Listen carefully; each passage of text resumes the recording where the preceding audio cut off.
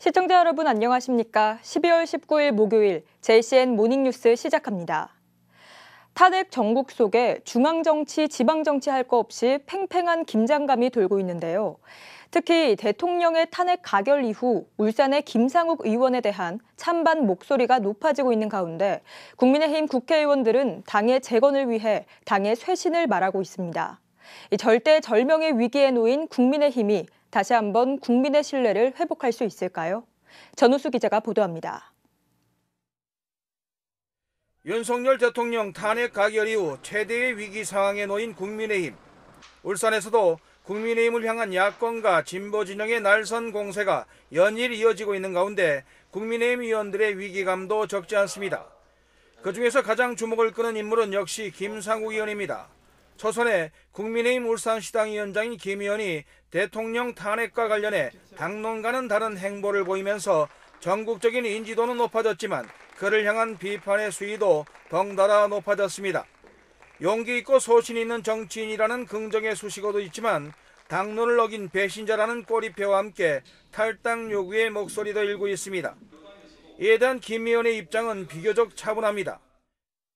좀 여러 가지 어려움이 있더라도 지금 우리 정통 보수당이 보수의 가치를 지켜갈 것인가 또는 소수 극우 정당으로 전락해버릴 것인가 갈림길에 있는 것 같습니다. 우리 당에서 우리 보수의 가치를 지켜갈 수 있도록 계속해서 또박또박 제가 갈 길을 걸어가겠습니다. 탈당 요구에 대해 김 의원은 고칠 것이 있다면 당내에서 싸우며 고치겠다고 일축했습니다. 그러면서 지금이야말로 울산이 진정한 보수 정치의 중심지로 거듭날 때라고 말합니다. 우리 보수가 추구하는 가치가 안정적인 성장이고 기업들이 기업 활동을 하기 좋은 공정한 사회, 합리적인 사회, 또 개방되고 자유롭고 포용적인 사회를 추구합니다. 그렇기 때문에 우리 보수당이 제대로 된 보수 가치를 제시하고 실행해 간다면 울산이 진정한 보수의 중심지로 거듭나고 자리매김할 수 있다고 생각합니다. 사선 의원으로 집권여당의 당대표를 맡았던 김기현 의원의 속내도 복잡합니다.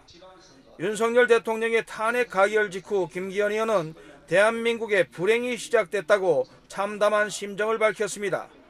김 의원은 당의 위기를 보수정치 근본을 다시 한번 생각하고 재건하는 것으로 극복해야 한다고 말했습니다.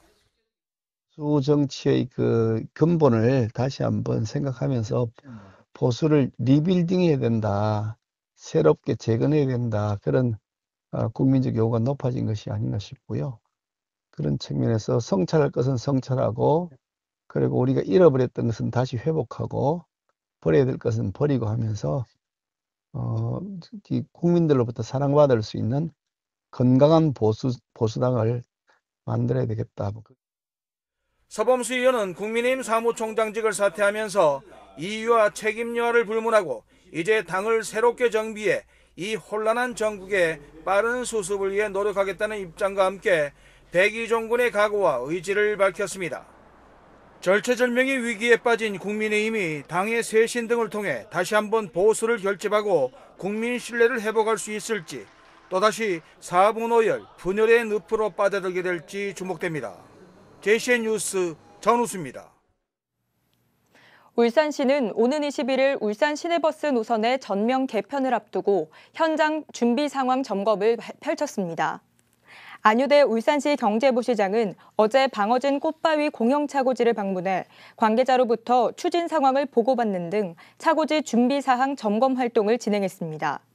안 부시장은 광역시 승격 이후 27년 만인 시내버스 노선 전면 개편인 만큼 시민들의 혼란이 발생하지 않도록 사전 준비를 철저히 해 버스 이용 불편을 최소화하겠다고 말했습니다. 이동석 현대자동차 대표이사가 연말 최대 생산으로 국내외 리스크를 극복해 나갈 것이라고 의지를 다졌습니다. 이 대표는 지난 17일 임직원들에게 보내는 특별 담화문에서 중동과 러시아 전쟁의 여파로 글로벌 경기 침체가 지속되고 있고 최대 판매 시장인 미국은 향후 10에서 20%의 보편 관세가 부과될 것으로 예상되는 등 설상가상의 악재까지 더해지고 있다며 이같이 말했습니다. 또 국내 정치 문제로 국가적 혼란이 가중돼 내수시장의 불확실성이 깊어지면서 현대차에도 직접적인 영향을 미칠 것으로 보인다며 이럴 때일수록 연말 최대 생산을 통해 다시 뛰는 현대차 본연의 모습으로 위기를 극복해 나가자고 임직원들에게 당부했습니다. HD 현대중공업과 동구청이 어제 지역 상생발전 협력 회의를 열고 지속발전과 동반 성장을 위한 상생협약을 체결했습니다. 협약에 따라 동구청은 HD 현대중공업에 대한 행정 지원을, HD 현대중공업은 지역사회와 동반 성장을 위해 노력하기로 했습니다. 또 외국인 근로자 쉼터 건립과 함께 HD 현대중공업 담장 미관 개선 등 동구 지역 현안에 대해서도 힘을 모으기로 했습니다.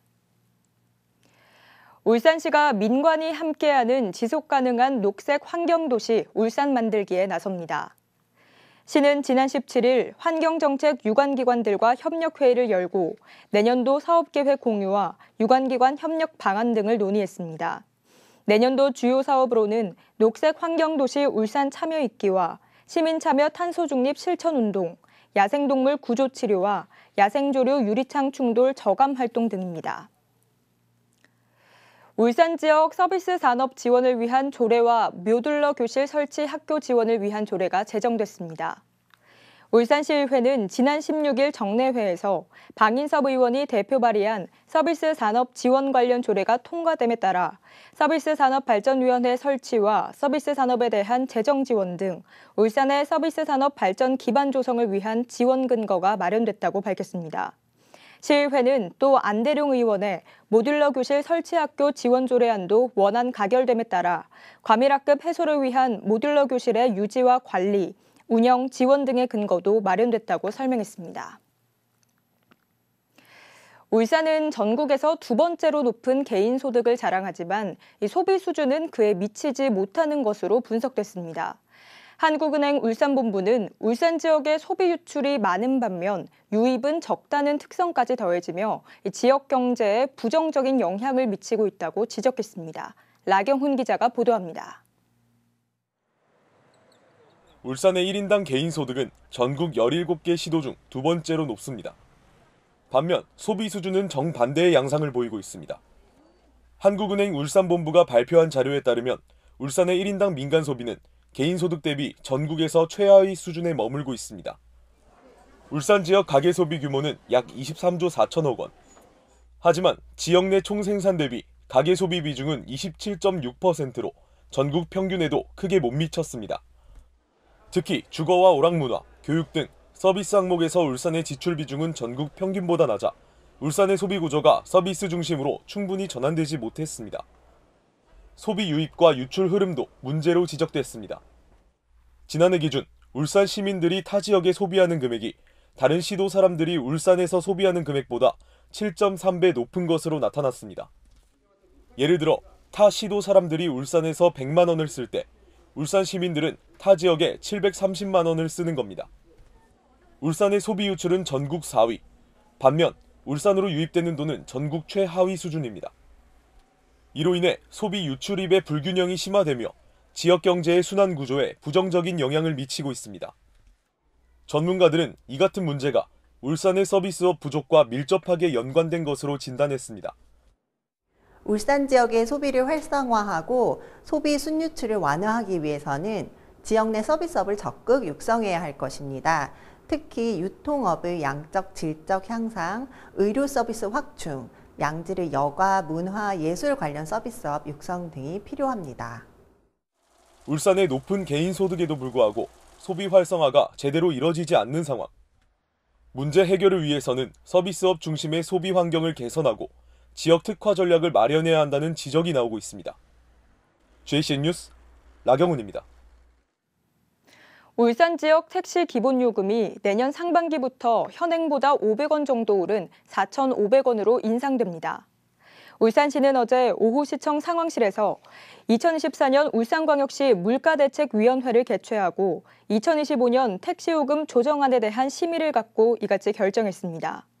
울산시 물가대책위원회는 운수 종사자의 처우 개선과 함께 시민들의 교통 편의 향상을 위해 택시 요금 인상이 불가피했다고 설명하고 향후 행정 절차를 거쳐 2025년 상반기 인상된 요금을 적용할 계획입니다. 공공운수노조 울산지역본부는 어제 시청 프레스센터에서 기자회견을 열고 배달 플랫폼인 배달의 민족과 쿠팡에 대해 배달 노동자에 대한 차별과 불법을 중단할 것을 촉구했습니다.